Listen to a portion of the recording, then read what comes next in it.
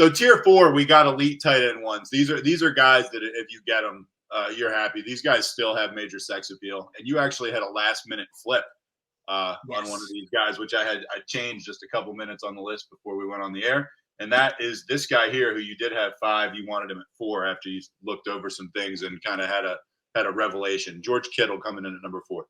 Yeah, and most people would have Kittle at 4, so I was being a little contrarian. I love Dallas Goedert. It's more about a love for Goedert than a lack of love for Kittle, but I really kind of thought he was much boomer and bustier than I actually realized, and especially when you factor in how damn good he was when Brock Purdy finally took over there in Week 14. So in those 5 games he played with Brock Purdy, George Kittle averaged 18.6 points per game. That would be enough to threaten Travis Kelce there. He had a monstrous stretch where he was a tight end 1 in 4 of those 5 games.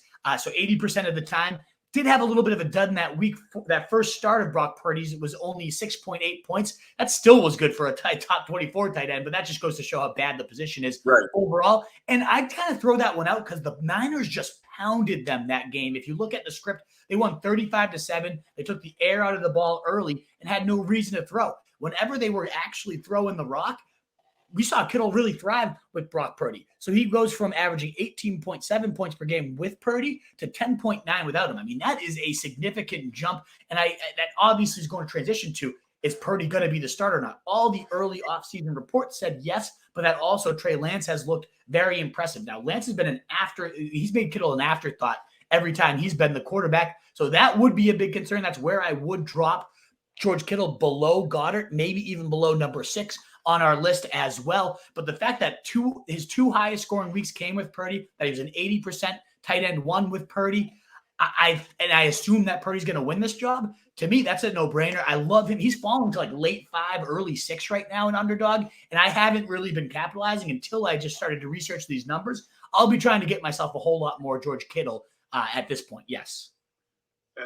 Kittle at his best is really incredible. So I know we haven't seen a ton of it recently. We did see some games last year where he was awesome, and you remember. But man, when he was prime Kittle, I mean, when he was the number 2 guy, basically, he was so incredible. Unbelievable. He still really is. And if you were just ranking this on terms of just ability as a complete whole tight end, as a blocker, as a physical specimen, as everything, he's probably number 1 on this list in terms of my favorite player to watch and just his skill set. I'm in love with George Kittle. It's just a matter of the inconsistencies in terms of how often is he used, whether they can pound the rock if they can. But man, I just love Kittle as a player. Absolutely. There's no doubt about that. He still last year was an absolute bull whenever he was used right. Yeah. He's also such a stereotypical white guy looking tight end. Yeah, just he is the prototypical just tight end. Yeah, exactly. He looks exactly the way you'd expect him to look. If you were drawing up your just classic, just like Gronkian style. Yeah, exactly. Right. That's what he is. The beard, the long hair. That's the guy. Anyway, Dallas Dallas Goedert, the guy that you had 4 because you were being contrarian, of course. But now you bumped him down to a pathetic ranking of 5. I'd say that's still pretty solid. You get this guy on your team, you're pretty happy.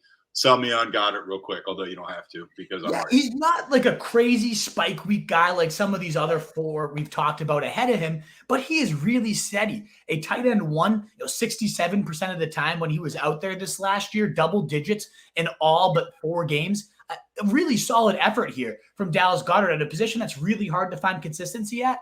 He was really solid, and that was with only 3 touchdowns. So it was just good, steady receiving work. 703 yards in only 10 games. He got hurt early. Two of his double-digit games, he got hurt early on too. So he really just was a steady vein of this offense. Already this offseason, he's been working with wide receivers rather than the tight end position to refine his routes because he's going to be splitting out more often here. They actually signed a couple big blocking tight ends. So maybe we're even going to see some more varied usage from Dallas Goedert here. But even if not, if you just rinse and repeat the role from last year, you're getting yourself one of the most reliable, consistent tight ends in the game, and there's a ceiling for even more. High floor, high ceiling. I love Dallas Goedert, and I just love any pieces of this offense.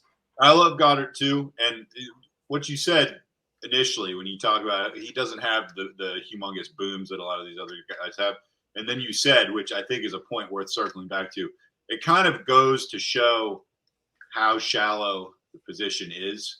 Yeah. That someone with his numbers is legit. I believe he is correctly ranked the 5th best guy.